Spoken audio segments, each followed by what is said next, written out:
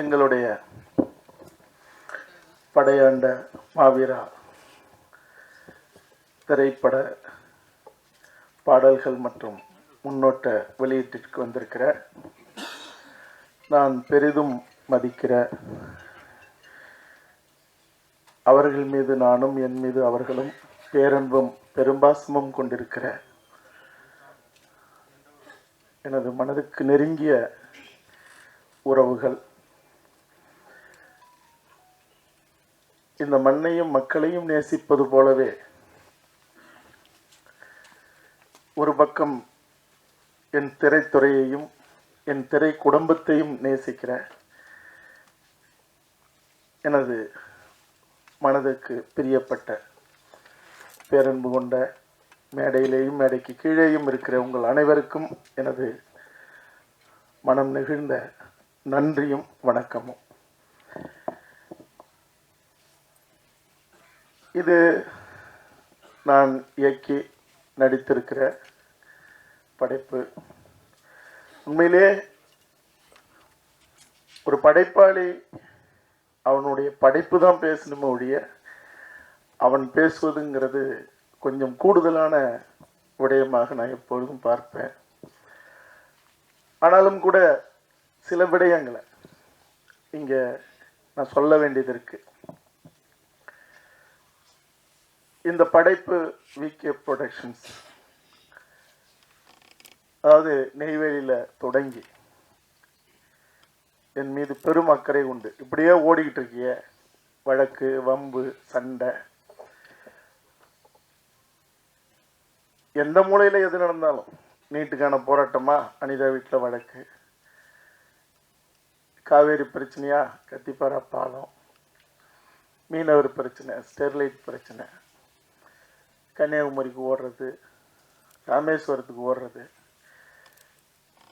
அதுக்கப்புறம் ஓடி அடங்குற நேரத்தில் இல்லை ஓடிக்கிட்டே இருக்கும்போது அல்லது களத்திலே பிடிச்சி தூக்கிட்டு போய் உள்ளே வச்சுறது, புழல்.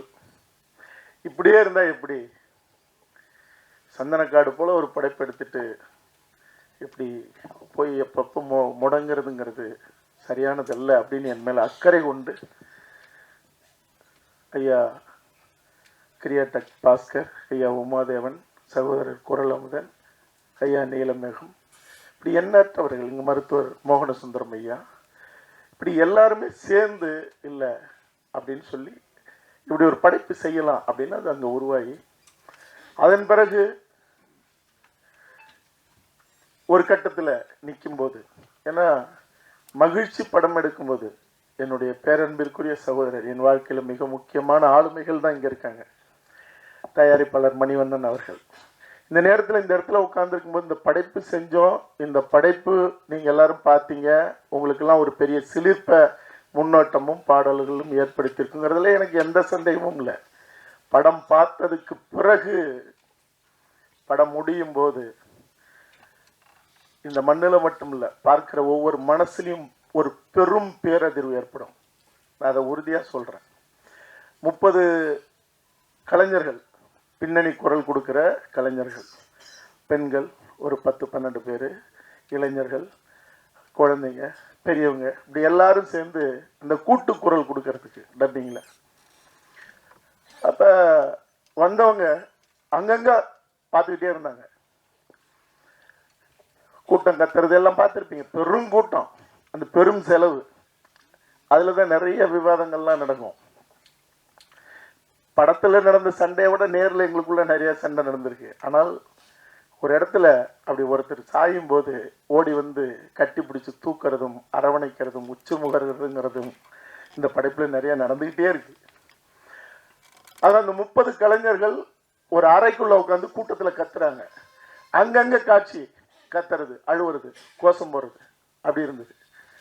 ஒரு கட்டம் நெருங்க நெருங்க காலையில் 9 மணிக்கு ஆரம்பித்து மாலை 6 மணிக்குள்ளே முடிக்கணுன்றது திட்டம். ஆனால் அது 7-8ன்னு அப்படி தாண்டி போகுது, அடுத்த கால் ஷீட்டுக்கு போகுது. அப்போ ஒரு கட்டத்தில் பொறுக்க முடியாத அவங்க, ஏங்க அந்த ஒரு சீனை முழுசாக காட்டுங்களேங்க, ஏங்க அங்கே கட்டி விட்டு அப்புறம் கடைசியாக காட்சி முடியும் போது அது சரி ரைட் அப்படின்னு சொல்லி பாருங்க, இந்த காட்சியை பார்க்கணுமா பாருங்க அப்படின்னு பார்க்க விட்டேன். இறுதி கட்ட காட்சி, இந்த படைப்பின் உண்மை நாயகன் மருத்துவமனையில் ஐயா நீதியரசர் அவர்கள் சொன்னது போல நூற்றுக்கணக்கான கோடிகள் இல்லை, இந்த உலகம் அதிர்ந்து போகும். வேற 5000 ரூபாய்க்கு கூட கழுத்தறுத்து கொலை பண்ற கூட்டம் இருக்கிற இன்றைய சமூகத்தில் 1000 கோடி ரூபாய் 1000 கோடி ரூபாய் விலை பேசப்பட்ட நிலையில தன்னுடைய இடது காலால எட்டி உதைத்தவன் உலகத்தில் எங்கேயும் பார்க்க முடியாது. இந்த படம் வரும்போது அந்த பேருண்மைகள்லாம் தெரியும் போது அதிரும் மனித மனங்கள். அவன் சாதியாக இருக்கிறான், மதமாக இருக்கிறான் அப்படிங்கிறதுலாம் முக்கியம் இல்லை, இல்லை வேற்று மொழியாக இருக்கிறான், மனிதனாக இருந்தாலே போதும். அந்த 30 பேரும் அந்த இறுதிக்கட்ட காட்சிய மருத்துவமனையும் அவனுடைய மரணமும் ஊர்வலமும் இன்ஜினியர் பாரி அப்படின்னு இந்த 4 ஃப்ரெண்ட்ஸ் இந்த குரல் பதிவு தளம், அங்கே ஒரு அறைக்குள்ள 30 பேரும் உட்காந்துருக்காங்க. ஒரு சின்ன அறை தான். நாங்கள் 2 பேரும் இங்கே அந்த பொறியாளர் அறையில் இருக்கோம். அந்த காட்சி போகுது, பார்க்குறீங்களான்னு நான் கேட்குறேன். ஏன்னா இறுதிக்கட்ட காட்சி என்ன மாதிரி மனநிலை? ஏன்னா இவங்க தினம் திரையை பார்க்குறவங்க, இந்த அவனுக்கு நீ பேசு, இவனுக்கு கத்து, இவனுக்கு திட்டு நின்று அப்படின்னு. அப்போ தினம் பார்க்குறவங்க அவங்களுக்கு வேற அது ஒரு பெரிய மறத்து போயிருக்கும். அப்போ நீங்கள் அந்த இறுதிக்கட்ட காட்சியை பார்க்க போடுங்க அப்படின்னாங்க. நடக்குது, இறுதிக்கட்ட காட்சி போகுது. அறையில் நாங்கள் இங்கே உட்காந்துருக்கோம், பொறியாளர் நானும். காட்டுறாரு, ஏன்னா நடுப்புற கண்ணாடி இருக்கும், உங்களுக்கு தெரியும். அந்த அறையை இந்த அறையை தடுக்கிறது, ஏன்னா இங்கேருந்து சொல்கிறதுக்கு.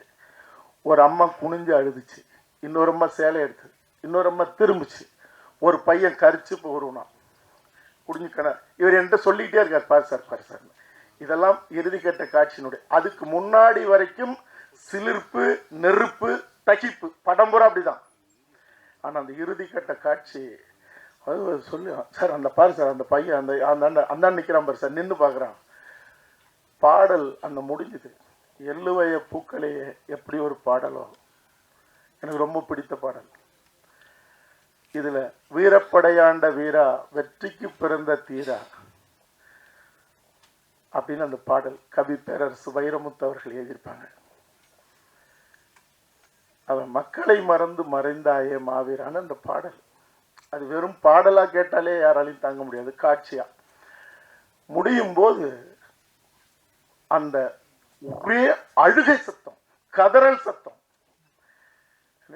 எனக்கு எனக்கு வெளவெளத்து போச்சு. ஏன்னா இந்த மனநிலைங்கிறது அது அது எப்படியாப்பட்ட மனநிலைன்னு உங்களால் ஏதாவது ஒரு வகையில் புரிஞ்சுக்க முடியும். ஒரு பையன் எந்திரிச்சு, எல்லாரும் அப்படி கலங்கிட்டு இருக்காங்க, கத்திக்கிட்டு இருக்காங்க. ஒரு பையன் அந்த அந்த பொறியாளர் அறைக்கு 30 பேர் வர முடியாது, ஏன்னா சின்ன அறை. நீங்கள் இங்கே வரீங்களா, நாங்கள் வரட்டுமான்னு கேட்குறாங்க. கண்ணை தொடச்சிட்டு, இல்லை இல்லை நான் வரேன்னு இப்படி வெளியில் போகிறேன். நான் போகிறதுக்குள்ளே 30 பேர் வெளியே வந்து என்னை கட்டி பிடிச்சிட்டு கதறி அழுததுங்கிறது அது என் படைப்புக்காகங்கிறது மட்டுமே நான் நினைக்கல. ஒருத்தன் அறம் கொண்டு வீரம் கொண்டு நேர்மை கொண்டு பிறந்து வாழ்ந்த ஒருத்தனுடைய வாழ்க்கைங்கிறதுனால தான் அந்த கதறலும் அந்த அழுகையும். இல்லைன்னா வராது, வரவே வராது. ஆக நான் இந்த படம் வெற்றி படங்கிறது எல்லாம் எனக்கு எந்த சந்தேகமுமே இல்லை. இன்னொன்று, என் மனது நெருங்கிய எத்தனையோ மூத்த பத்திரிகையாளர்கள் அவங்க பார்த்து நான் வளர்ந்துருக்கேன். நிச்சயமா அவங்க என்னை வளர்த்தணும்னு நினைப்பாங்க. ஒரு படைப்பை எடுத்துட்டு ஒரு படைப்பாளி கெஞ்சவே கூடாது. உரிமை வேற. எப்படியாவது பாருங்க, எப்படியாவது வெற்றி அடையுங்க. நீங்க வெற்றி அடைய வைக்கிறதுக்கான தரமும் தகுதியும் அறமும் நேர்மையும் உண்மையும் அந்த படைப்புல இருக்குன்னா உலகத்துல யாராலையும் அந்த வெற்றியை தடுக்கவே முடியாது. இந்த படைப்பினுடைய வெற்றிங்கிறது அது நான் இவ்வளவு காலம் போராடினேன். எல்லாரும் தெரியும், எல்லாத்தையும் விட்டுட்டு ஓடும்போது தான் இழுத்து பிடிச்சி என்னை நிறுத்தி இடையில என்னுடைய போராட்டம் குறைவாக இருக்கும். அப்படி இருந்தும் பரந்தூருக்கு போயிட்டேன். போய் அங்கே உண்டு இல்லைன்னு பண்ணிவிட்டேன். வந்த உடனே பெரிய ரைடு இவங்க தான், யாருக்குன்னு அடங்குற ஆள் இல்லை. ஆனால் பணம் போட்டவர்கள் சொல்லும்போது நான் யோசித்தேன், இந்த படைப்பு படையாண்ட மாவீரனுடைய வெற்றி. அதாவது நான் சந்தனக்காடு எடுத்தேன். ஒரு இனமும் வனமும் சிதைந்த வரலாறு. அதிகாரத்தை கையில் வச்சிருக்கிறவன் ஆட்சியாளனா இருக்கலாம், அமைச்சரா இருக்கலாம், காவல்துறை அதிகாரியா இருக்கலாம், எவனா இருந்தாலும் எங்கள் மண்ணில் அங்க நடத்தின அந்த காட்டு மிராண்டி வேட்டை வெறும் மான மயில மட்டும் அடிச்சு திங்கல. எங்கள் வீட்டு பெண்களை சிதைச்சு நூற்றுக்கணக்கான பேர் அந்த காவிரி ஆத்துல தூக்கி போட்ட அந்த காட்டு மிராண்டிகள், அவன் தேவாரமாக இருக்கட்டும் இல்லை எண்ணற்ற அதிகாரிகளா இருக்கட்டும், உரிச்சு எரிச்சு சாம்பலாக்குன அந்த படைப்புல. ஏன்னா என் மொழியை பேசுகிற, என் இனத்தை சார்ந்த அல்லது என் மண்ணில் அவன் எந்த சாதியாக இருந்தாலும் யாராக இருந்தாலும் எங்கள் வீட்டு பெண்களையும் எங்கள் வீட்டு ஆண்களையும் அவன் அச்சுறுத்தினாலோ அடிமைப்படுத்தினாலோ அடிச்சாலோ அழிச்சாலோ அவன் எவனாக இருந்தாலும் அவன் இந்த மண்ணில் இந்த உலகத்து முன்னாடி தலைமுனையிலும் தான் நான் சந்தன காடு எடுத்தேன். அது ஒரு இனமும் வனமும் சிதைந்த வரலாறு. முந்திரிக்காடு இது. ஒரு நிலமும் ஒரு இனமும் அழிக்கப்பட்ட வரலாறு இது. அந்த பின்புலத்தை பாருங்க. இந்த படம் பேசும், இந்த படம் அடிக்கும், இந்த படம் ஏற்படுத்துகிற அந்த கேள்வியும் வேள்வியும் பதில் சொல்றதுக்கு இங்க யாரும் இருக்க முடியாது, ஆள் இல்லை. ஆனால் அறம் பேசியதுனால், இந்த படத்தை எதையுமே செய்ய முடியாத ஒரு நிலை இருந்ததுனால இன்னைக்கு எல்லாத்தையும் தாண்டி அவங்கள நம்ம வாழ்த்துறதும் சரியானதா அல்லது தூற்றுறதும் சரியானதான்னு எனக்கு தெரியல. இந்த படத்தை பார்த்த சென்சார் போர்டு அதிகாரிகள் மெம்பர்கள் யாராலையும் எதுவுமே சொல்ல முடியல. பாடலை கொண்டுட்டு போகும்போது பல கட்டுகளை கொடுத்தவங்க படம் பார்த்தாதான் நாங்க பாடலுக்கு அனுமதி கொடுப்போம்னு சொல்லி முதல் முறையாக தமிழ் திரை வரலாற்றில் முடியாதுட்டாங்க. எனக்கும் அவர்களுக்கும் கடுமையான வாக்குவாதம். ஆனால் நான் படத்தை எடுத்து முடிச்சு கொடுத்தேன். கொடுத்ததுக்கு பிறகு நீங்க அவ்வளவு பெரிய மாவீரனுடைய வரலாறு இவ்வளவு செறிவாகவும் இவ்வளவு வலிமையாகவும் சொல்லும் போது ஏன் அவருடைய படத்தையே நீங்க தொடக்கத்துல போட்டு சமர்ப்பணம்னு நீங்க செய்யக்கூடாதுன்னு என்னை கேட்டு அப்படிதான் நான் பதிவு பண்ணியிருக்கேன். ஆமா, இது காடு வெட்டி குரு அவர்களுடைய ஒரு பெரு வரலாறு, வீர வரலாறு. அவர் வரலாறு ஏன் எடுக்கணும் அப்படின்னா, நான் எதையும் உங்கள்கிட்ட மறைக்க தயாராக இல்லை. எந்த சமூகமானாலும் தமிழ் சமூகம் பாதிக்கப்படும் போதெல்லாம் ஓடி ஓடி நின்று போராடி மிக கடுமையாக பாதிக்கப்பட்ட நிலையில ஏன் நான் காடு வெட்டி குரு அவர்களுடைய வரலாறு எடுக்கணும்? ஆட்டோ சங்கர் வன்னியர் இல்லை, வீரப்பன் வன்னியர். ஆட்டோ சங்கர் எடுக்கும்போது நான் சாதியாக பார்க்கப்படலை. அனிதா வீட்டில் போராடும் போது இன்னைய வரைக்கும் என் மேல மட்டும் வழக்கு இருக்கிற நிலையிலும் என்ன சாதியா பார்க்கப்படலை. தேவர் கல்லூரியில தென்காசியில போய் மீட்டெடுக்கும் போது எல்லா சமூகத்தையும் சேர்த்து என்ன பார்க்கல. தூத்துக்குடியில 4 என் சக குடி பறையர்களை வெட்டி சாய்ச்ச அந்த நிலையில அங்க அவர்களுக்குரிய குலதெய்வத்தை அந்த சாமிக்கு அடிக்கல் நாட்ட நான் போகும்போது அதிகாலை 6 மணிக்கு தூத்துக்குடி விமான நிலையத்தில் கைது செய்யப்பட்டான். அப்ப கூட என்ன சாதியா பார்க்கல.